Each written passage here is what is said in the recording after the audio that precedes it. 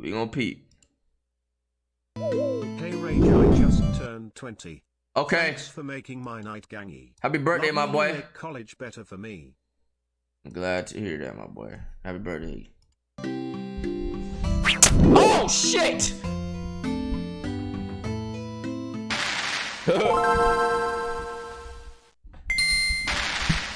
Snakes are one of the most feared classes in the game. Yes. With a number of powerful builds and a vast array of uniquely lethal abilities. Yes. However, some of these strategies have clearly been more successful than others. So in this video, which was sponsored by CuriosityStream, we'll be going over the snake tier list to see which builds Shout out rank whatever the highest. fuck CuriosityStream is, Before we bro. get into looking at specific snake builds, let's do an overview of the basic attributes and Bro, I'm not gonna lie, to be able to swallow something that has more girth than your fucking body is crazy, bro. Good lord, like, god damn, these snakes be different, bro. Question mark, what do you mean? Why your mind so weird? special abilities that's the weird, snake champ faction chat. has access to, as well as a quick rundown of the history of the snake faction.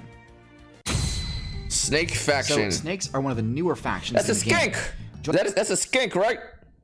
Little legs. Joining the game's roster during the latter part of the Mesozoic expansion. They began as a niche offshoot of the lizard faction that was specifically adapted to burrowing gameplay. And in order to best min-max for the most efficient burrowing, this player base eventually opted to completely drop the legs attribute. This ended up being a far more successful gambit than anyone could have anticipated, as it not only granted these lizards better burrowing ability, but also opened up a bunch of other strategies to them.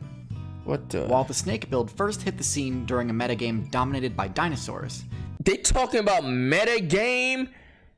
Like, what the hell? While the snake build first hit the scene during a metagame dominated by dinosaurs, they didn't become a huge threat in the meta until after the main dinosaur powerhouses. They didn't become a huge threat in the meta. I feel like I'm listening to Pokemon, bro. I feel like I'm watching like a history of Pokemon competitive video, bro. Were banned in the KT balance patch. During bro, nah, this channel's dumb, bro. Balance patch, bro. That's the whole channel, bro. this chaotic post-ban wave meta, snake players experimented with some crazy builds, including the giant Titanoboa build. What? But while Titanoboa's giant size granted it short-term success, I think the strategies that the snake player base went on to specialize in are even more effective. Okay. Fast forward to today's meta, and snakes are one of the most successful predator factions in the game, owing this success to a handful of powerful, unique abilities. Jesus. The most obvious of these is Slithering, yep. the snake's unique mobility option that it gained. Bro, I always wanted an iridescent snake. What type of snake is this, chat? Any reptile lovers? What's that fucking iridescent fucking black snake? What's it called? Come on, someone. Bro, whoever says the name of the snake breed that I'm talking about, like, it gets big as fuck. And it's iridescent. Bro, stop it, bro. Please, someone tell me. It gets big as fuck. Bro, I hate when I forget shit, bro. I'm calling Jordan. Bro. You guys don't know.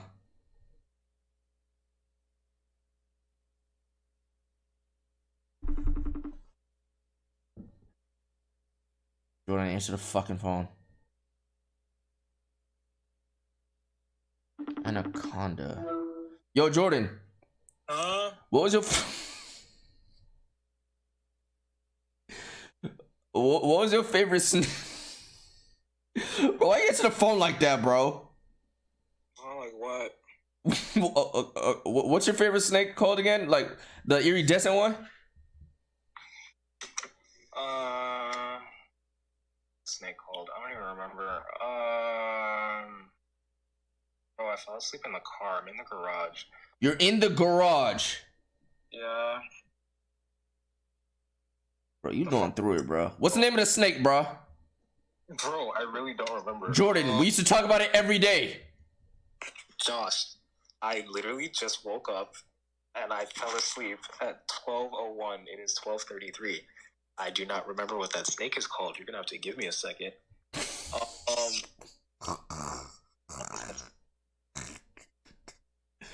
Black Mexican. No. That snake called? Python. Sunbeam. No.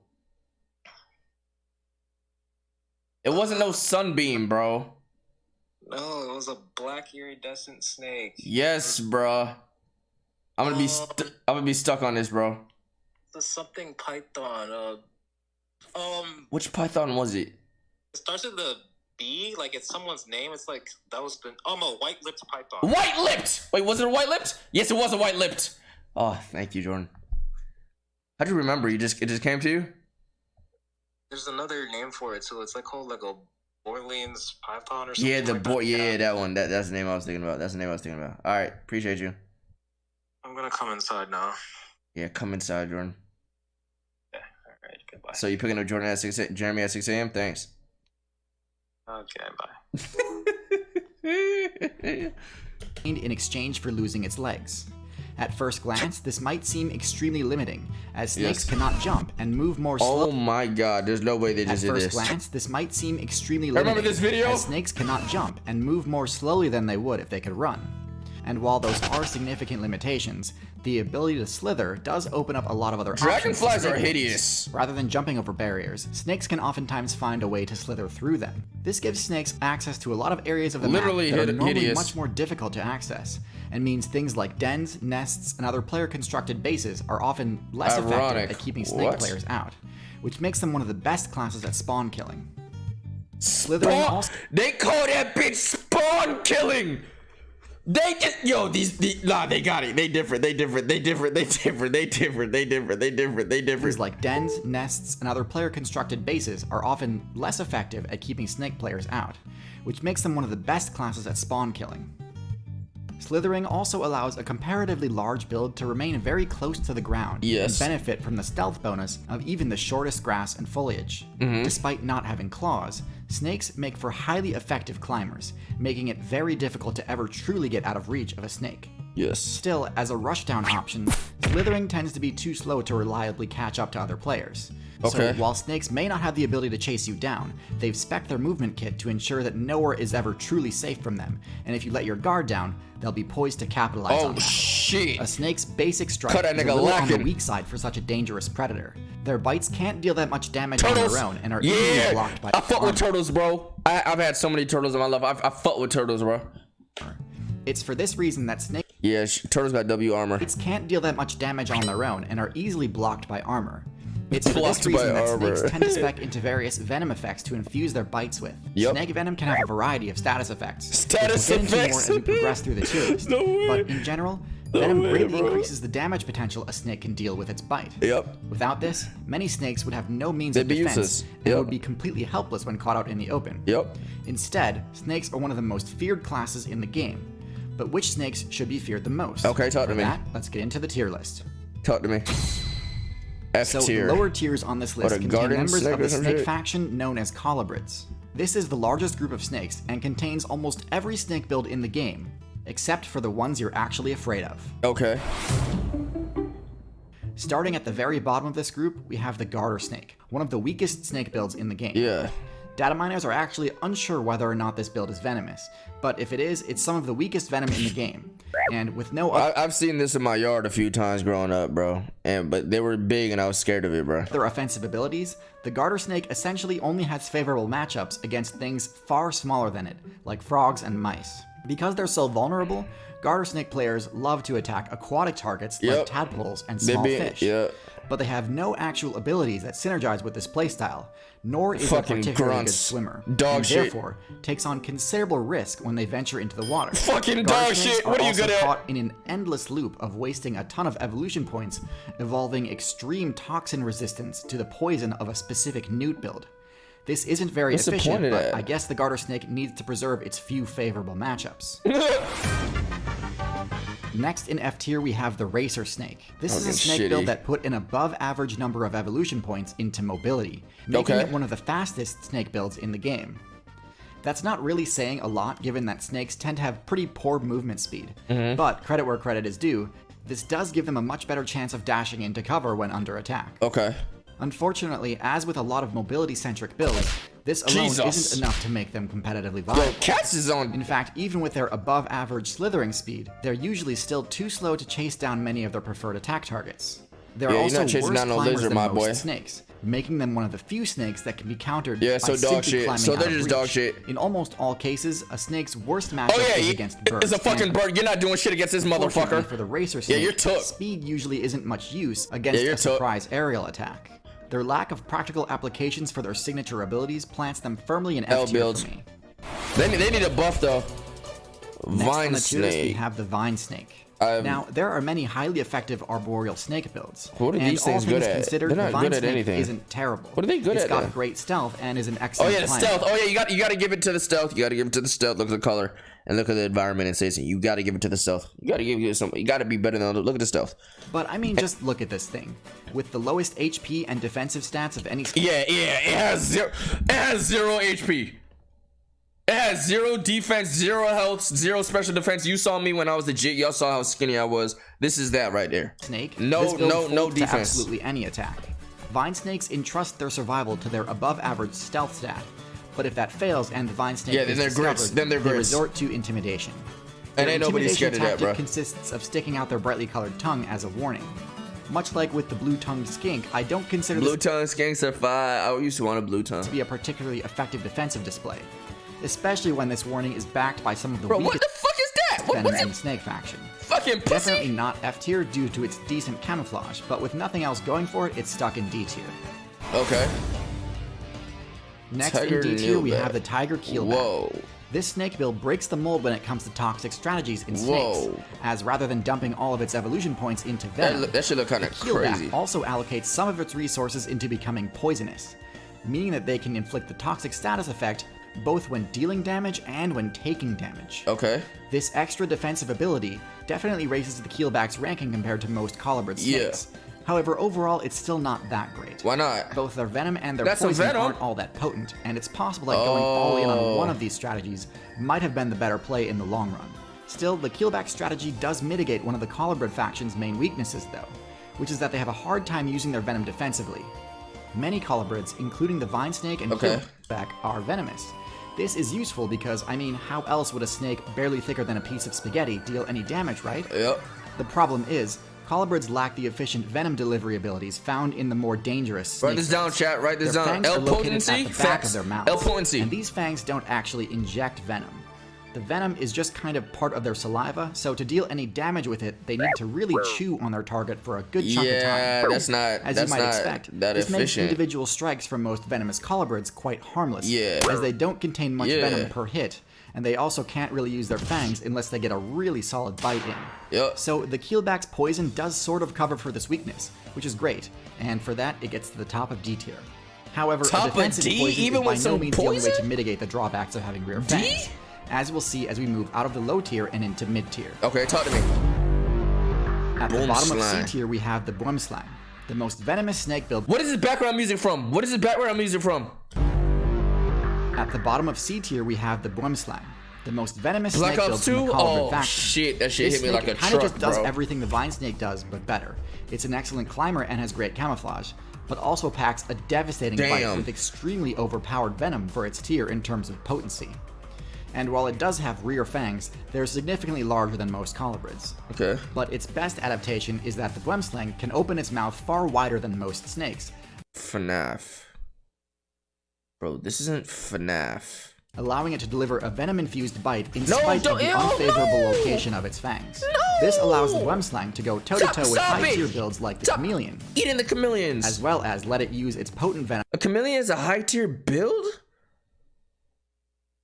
I don't think Chameleon's that high tier. As a defensive threat rather than solely just a hunting tool. I mean, they are because of the camouflage. Obviously, this is still far from ideal. Its venom is quite slow acting, making it not that useful when under attack. In my opinion, the Boomslang is the perfect example of a snake that really just needs 1 or 2 more buffs to be a high tier build. But in its current state, it just doesn't quite get there. I don't know, bro.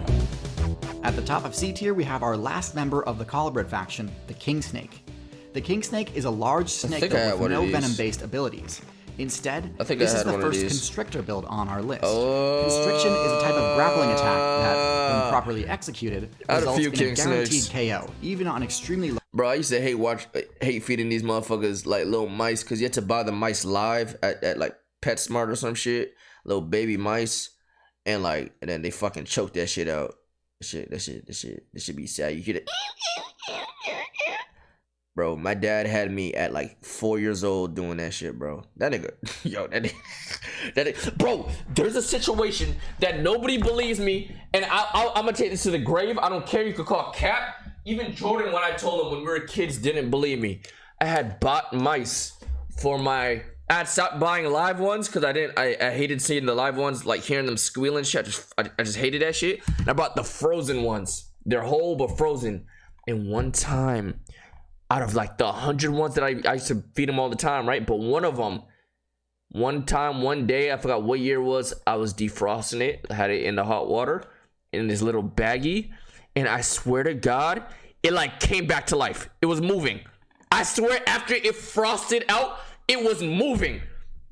And I tried to look it up, like, does this happen? Like, does this happen? And like nobody could validate. Like, there was nobody else that had that situation before. I tried to tell Jordan, and Jordan would lie. Jordan's like, no, you're lying. He would not believe me, bro. I'm gonna call him right now and see if he ended up ever believing me, bro. I swear that happened, bro, in my fucking bathroom in my mom's house, bro. And I actually thought that was yo, Jordan. You just heard the story I just told? I barely heard you. I'm on the. Do you remember? Wait, you're shitting? Not at this very moment, but I will be. Bro, remember when I told you about the frozen mouse? Wait, what? The frozen mouse when I was feeding one of my. Dead. Shut up. It was dead. Jordan, I swear to you, it came back to life or something, bro. Not come back to life. It probably just had muscle spasms. Jordan, I was pissed because I had to feed it to my fucking lizard, bro. Can't like. I understand that. I know that. After you told me that, I looked it up and niggas was saying, yeah, that hasn't happened to them. But I swear to you, that motherfucker after it frosted out started moving. I did this 1,000 times. I fed the frozen rats. It never happened. But for some reason, this mouse fucking started moving, bro. I'm not gonna lie, this is like that turtle story where you told me that turtle was the size of that house. No, I was just small and young. That turtle was big as fuck. Like, yo, how the fuck did I not see it? No, that was just okay. That's something else. All right, whatever. I mean, I don't know what you could have. I don't know. You could record it or some shit like that. I don't know. Whatever, bro. No, Jordan wasn't with me. I had told him about it. Jordan wasn't with me, but right after that, I told him. He's like, nah, cap. The turtle shit, bro. So when I was younger, my dad used to take me to go see like the biggest turtles in the world or whatever, right?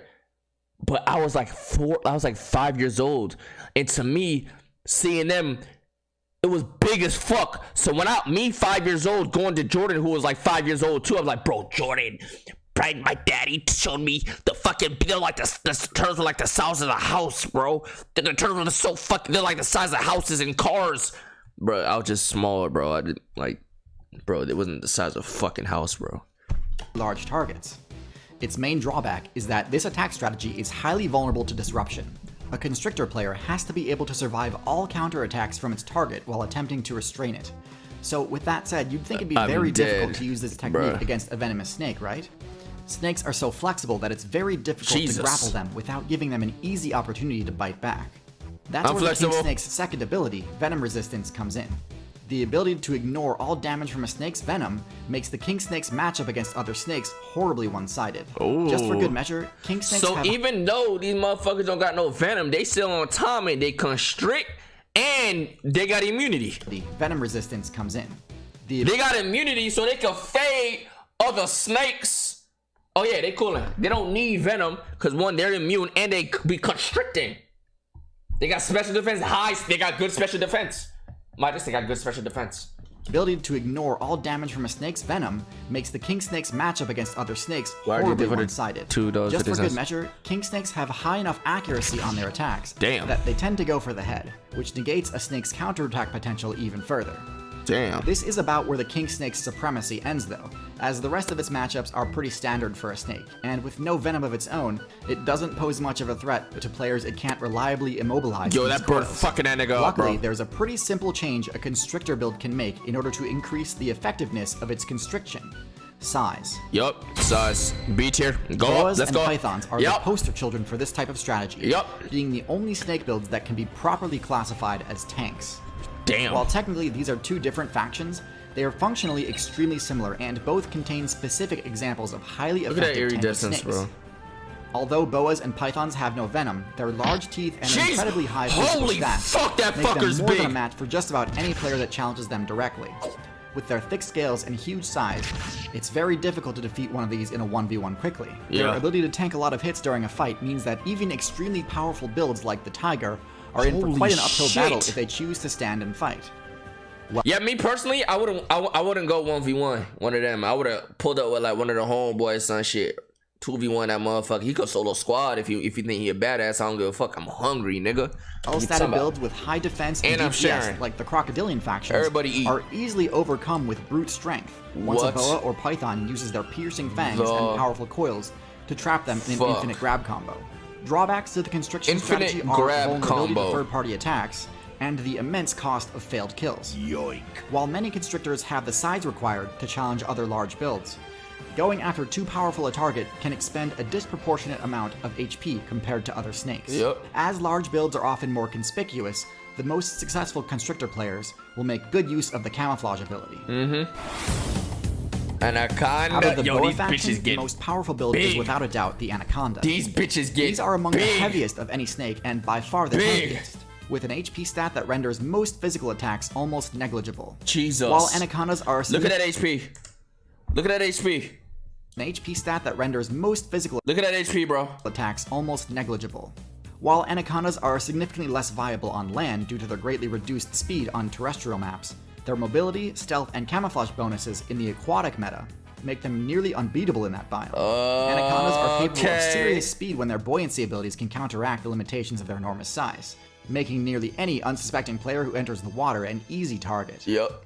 Their eyes and noses are oriented towards the top of their faces, allowing them to expend minimal energy while camouflaged in aquatic vegetation, waiting for the perfect opportunity to carry out an ambush attack. Despite their That's formidable crazy. base stats and proficiency in highly specialized forms of gameplay, the fact that anacondas are only truly viable in aquatic environments limits their utility and places them squarely in B tier. Okay. Okay.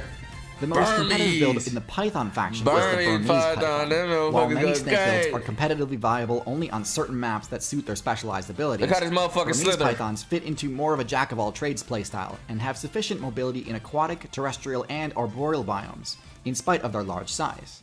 Burmese pythons are therefore excellent Jesus generalist Christ. builds, and as seen with Holy many other fuck, look at that generalists, monitor. they've been causing Wait, is that serious a disruption in servers table? that they weren't meant to be spawning in. Burmese pythons have totally destabilized the meta of the Florida Everglades, due mostly to the python's extremely one-sided matchup against non-social mammal builds, and a lack of the type of builds that normally keep the python player base in check. Now, thankfully, the current top tier of the Everglades is quite capable I of hate defeating or snakes. repelling a python in single combat. Jesus Christ. But because the alligator's dominance is restricted to the aquatic zones, pythons essentially have complete control of the arboreal zone, Yep. which has led to a drastic reduction in players running mammal builds like the rabbit, raccoon, fox, and bobcat. While Burmese pythons come in at the top of B tier due to their versatility, Bro, niggas saying running rabbit builds, bro. their low speed stat and lack of venom makes higher tier snakes much more Oh, viable yeah, no choices for venom. most gameplay styles. Most gameplay While some style. snake builds Yo, in lower shut tiers the can use fuck the up. venom skill, placement in A tier or higher rides almost exclusively on choosing to dump a majority of evolution points into maximizing venom efficiency and delivery methods. Mm-hmm. Members of the Viper class dominate the A tier. Among the God most feared damn. builds in the game, That's all you gotta do. Vipers have a variety of special That's all you gotta offensive do. and sensory skills that help compensate for their generally low defense stats. Yep, they're Their hyper long, offense. This hollow is a hyper fangs are offense. placed at the front of their mouths and can pierce most armor to deliver lethal doses of venom. But one drawback to the flesh-destroying hemotoxins used by most builds in this group is that they can take a while to immobilize players. Yeah, that's the thing. Most so you gotta Viper like stalk them builds for a also little spec minute. into the infrared heat sensing ability, making them extremely powerful nocturnal ambush attackers and compensating for their lack of speed. Bro, these motherfuckers got a thermal scope in their fucking eyes, bro. Members of the Viper faction tack on tail adaptations too, for access to the intimidation and luring abilities. That's crazy. But these perks, that's actually insane. I actually thought that was a bug. Tail adaptations too, for access to the intimidation and luring abilities. But these perks are minor compared to their raw offensive potential. That's actually kind of OP. Coming in at the bottom of A tier are Gaboon Vipers, combining the highest Pokemon defense theme song. stat of any Venomous build, with near unbeatable stealth and an incredibly high strike speed. That stealth is insane, bro. A Venomous build, with near unbeatable stealth and an incredibly high strike speed. Despite their bulky appearance, Gaboon Vipers are almost invisible to spot during gameplay, and are notorious for destroying unsuspecting players due to the sheer volume of venom delivered during an attack, despite their relatively underpowered toxicity compared to other Vipers. With the longest fangs of any Viper, they can deal significant physical piercing damage, in addition to any toxic effects caused by the venom. They conserve energy by remaining motionless when not in combat, and are rather difficult to provoke into unnecessary confrontation. While Gaboon Vipers are an excellent choice for ambush-based play in jungle maps, their lack of versatility and low aggression means they can be easily outmaneuvered by other builds. Oh, okay. I heard these motherfuckers is dead. A tier due to their rare ability to use the skill set of the Viper class effectively in the aquatic realm. As the only Viper build in the game with aquatic adaptations, their potent venom and fish-hook-shaped fangs make them incredibly effective at farming out fish and frog players for easy XP. Farming out fish. Do you hear this this the terminology, luring bro? ability at lower levels, What the hell allowing is that? them to quickly become competitive and shed this ability at higher levels in favor of better camouflage. Cottonmouths are also relatively tanky and escape many combat situations by using intimidation tactics. Their dominance in aquatic maps makes them able to occasionally overcome more competitive generalist builds, but this is limited by biome and therefore not useful during the majority of gameplay. Okay. A rattlesnake. Rounding out A tier is the rattlesnake. Best suited for desert and forest biomes, these snakes combine a variety of overpowered special abilities with well-allocated base stats.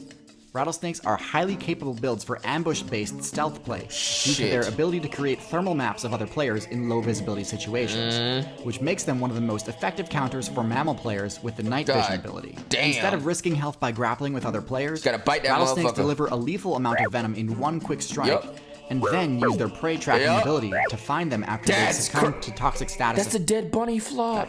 One major advantage for rattlesnake players is the highly effective rattle intimidation technique, which allows them to scare off more powerful challengers without wasting venom or risking serious damage. While rattlesnakes sit at the top of A tier due to their relatively well-rounded stats among members of the Viper class. That's like me, but like without like in your blood. Like let's say hypothetically, right? We had a YRG meetup, and like I punch one of y'all off the rip. You're not gonna like fatality KO. It's gonna be boom. Slowly, one by one, your organs start to fail. Your heart, your liver fails, kidney fails. Your fucking heart stops, and like your brain just like slowly. It's not gonna be automatic. You're gonna feel that, and then one by one, each one of your organs just shut down. That's kind of like how the venom works.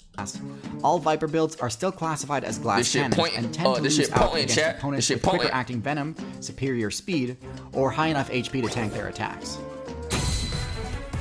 Snake builds placing in S tier overcome the weaknesses of other venom users by maxing out mobility stats and employing a variety of highly effective venom delivery techniques. The most competitively viable snakes spec into heavily neurotoxic venom, granting them the ability to inflict toxic damage and status effects far more quickly than lower tier venom users. While these buffs come at the cost of base defense, S tier snakes are only really weak to the rare few players with venom resistance or effective bite evasion skills. Coming up first in S tier is the Cobra build. With impressive base speed, these snakes can actively chase down other players rather than having to solely rely on an ambush strategy. Variants of the Cobra build can spec into moderate aquatic and climbing proficiency, allowing for particularly well-rounded gameplay. Their fast-acting venom is mostly neurotoxic, but can have mixed toxic effects that melt through flesh and maximize the amount of pain inflicted. Jesus Christ. Even elephant players, the tankiest terrestrial build in the entire game, can be taken down by the ridiculous amount of sheer toxic damage inflicted by a well-placed bite. While all Cobra builds have forward-placed fangs to maximize venom delivery, spitting Cobra players can use the only ranged attack in the entire snake class by spraying venom up to 2 meters through holes at the front of their fangs. This move has high accuracy and can permanently blind other players when used effectively. Cobra builds advertise their power by using a unique hood modification, intimidating the vast majority of players away from trying to challenge them in the first place. With enough offensive capabilities to take on an entire team of attackers at once, it's no question that Cobras are one of the most competitively viable builds in the snake faction. Next in S tier are sea snakes. You're not fucking with one of these, bro. Aquatic adaptations and special underwater sensory skills. These builds can access hard-to-reach areas to demolish even the most competitive fish players. Their fangs are relatively small compared to the closely related Cobra builds, but this works in conjunction with a special attack style. Their venom is some of the deadliest in the game, but causes almost no pain, meaning that other players may not even know they've been hit before fatal toxic damage sets in. While they are effective at using trickster tactics to take down enemies independently, sea snake players can also hunt in teams to capitalize on their own offensive potential and compensate for their low individual HP. They queued up in a duo! This build does have a bit of a high skill floor though, and inexperienced players may struggle at playing around the sea snake's defensive weaknesses. The sea snake build has a unique playstyle that can be hard to master, but with the ability to 1v1 eels and win, this build sits Bro, look at that movement while fighting, bro. I ain't gonna lie, that would be a hard build to master. That would 100% be a hard build to master. Struggle at playing around the sea snake's defensive. But once you master it, who's holding you? Weaknesses. The sea snake build has a unique playstyle that can be hard to master, but with the ability to 1v1 eels and win, this build sits at the top for those who enjoy a challenge.